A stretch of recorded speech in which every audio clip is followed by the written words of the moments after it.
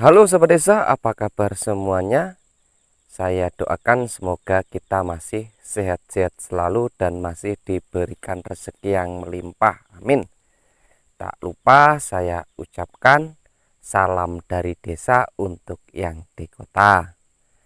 Buat sahabat yang baru singgah di channel YouTube ini, saya ucapkan banyak terima kasih. Tapi sebelumnya saya mau sampaikan sahabat ya, saya bukan ahlinya kopi, juga bukan pakarnya kopi.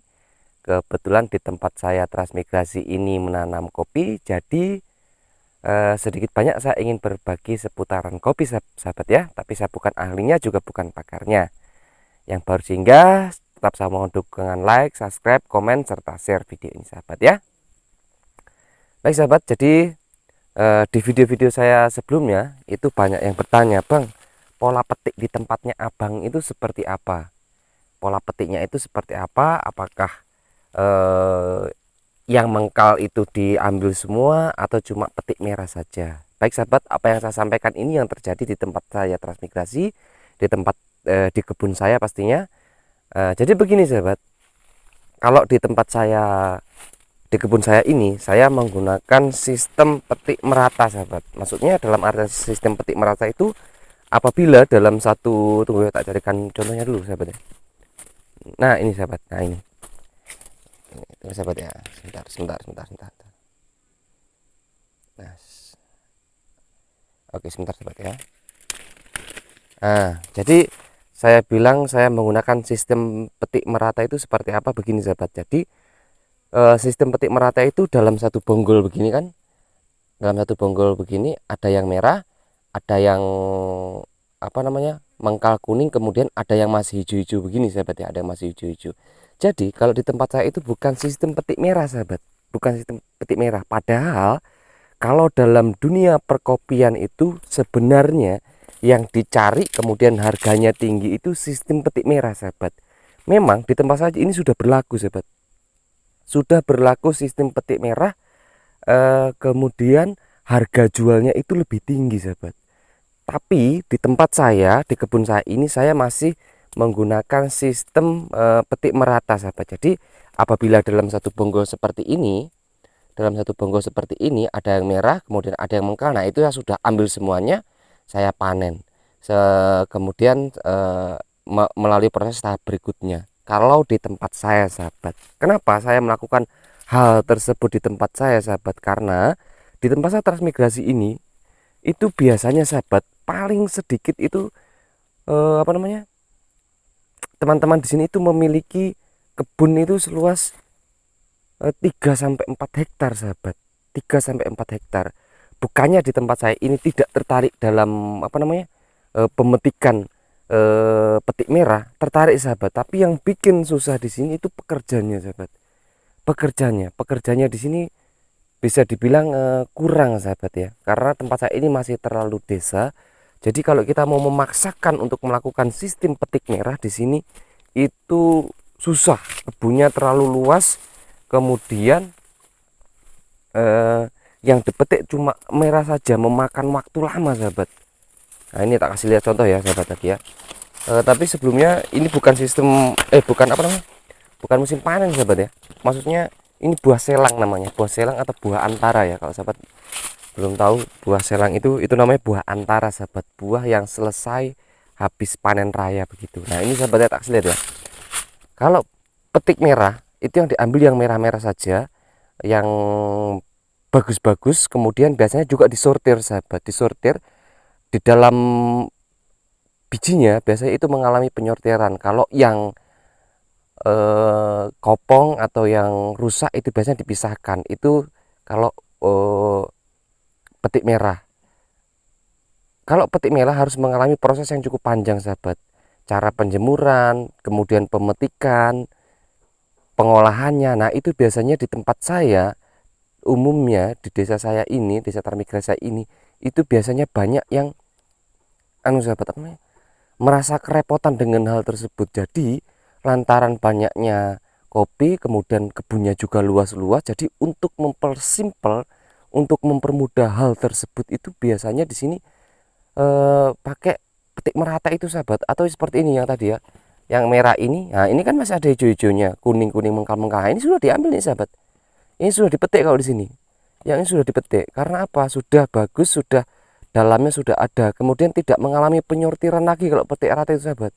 Kalau ada yang buahnya separuh rusak, kemudian apa segala macam, itu bisa dijual, tapi harganya juga lain sahabat, lebih rendah. Nggak bisa kalau kita mau minta harga tinggi, sistem petik merata itu nggak bisa sahabat. Nah ini lagi ya, tak kasih contoh sebentar sahabat, mudah-mudahan cahayanya nggak mengganggu sahabat ya. Nah ini sahabat, kalau ini yang merah dipetik, yang kuning-kuning ini juga dipetik, yang ini sahabat ya.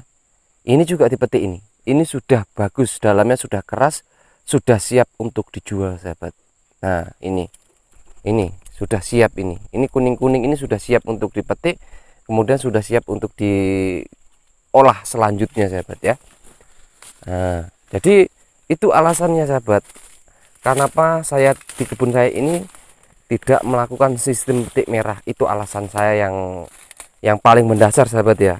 Saya tidak bilang kopi saya luar, tidak sahabat, tapi sistem petik merah itu menurut kami ya, petani-petani kami itu apa namanya, dibilang merepotkan juga tidak, dibilang susah juga tidak, tapi karena kami sudah umumnya di sini cuma melakukan sistem petik merata ya, yang penting ada yang merah kemudian ada yang kuning, kemudian kami melakukan pemetikan, itulah yang biasanya kami lakukan sahabat, karena tidak melewati proses penyortiran lagi. Jadi sahabat bisa bayangkan ya, di tempat saya ini seandainya dalam satu orang itu memiliki kurang lebih 3 hektar, kemudian tidak mendapatkan pekerja, nah itu sahabat yang biasanya apa namanya menjadi kendala. Tidak ada pekerja, kemudian sudah waktunya panen, melakukan proses petik merah itu, jadi banyak yang tidak melakukan hal tersebut.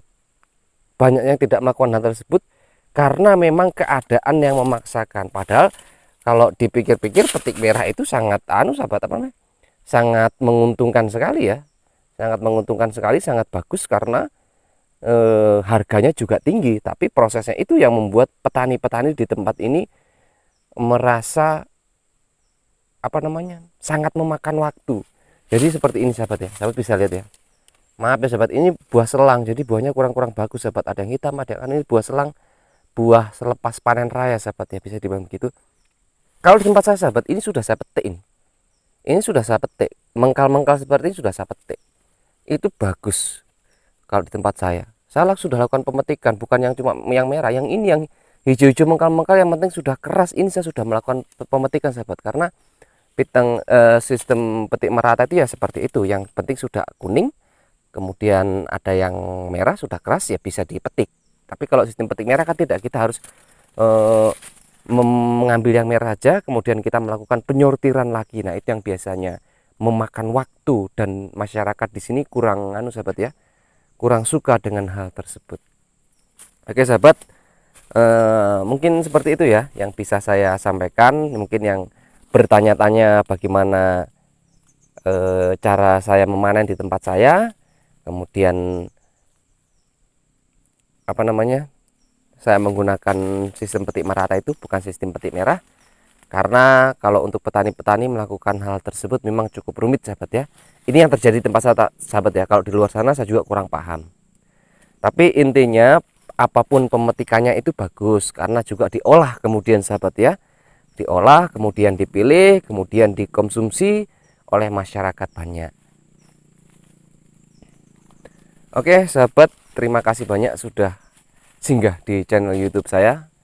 Saya mohon maaf apabila informasi yang saya sampaikan ini kurang bagus atau tidak bermanfaat, tapi percayalah sahabat ya, saya cuma ingin berbagi sedikit informasi seputaran kopi.